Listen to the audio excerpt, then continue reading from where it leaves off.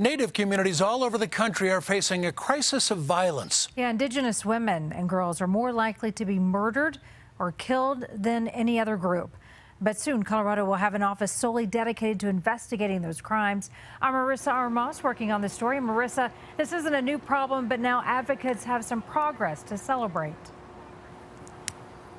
Absolutely. Colorado now joins several other states in having a task force that's dedicated to addressing missing and murdered relatives. They hope that with this group, they can help give answers to those families who've lost loved ones. After years of diligent effort, Indigenous Coloradans are celebrating the creation of a new task force. It was meant to gather our community so we could share our story and then celebrate this as a win for our community and for our families with missing and murdered Indigenous relatives. The recent passage of SB 22-150 creates a standalone office that will focus on missing and murdered Indigenous people in the state. This includes assisting with investigations and providing assistance for families.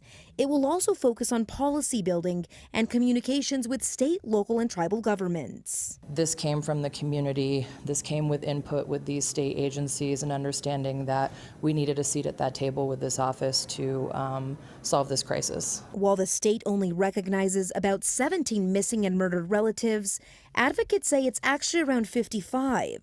And while the creation of this office is a moment to celebrate, there's still work that needs to be done. They did pass an amendment without our consent and push the bill through. So that gave us about 70 to 80% of the bill.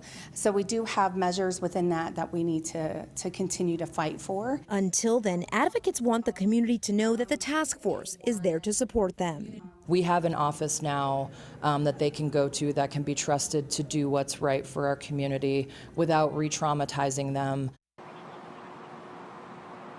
We did reach out to the governor's office to ask them about the task force, but they did not return our request. Next steps for the group is to hire an executive director to run the task force. In Denver, Marissa Armas covering Colorado First.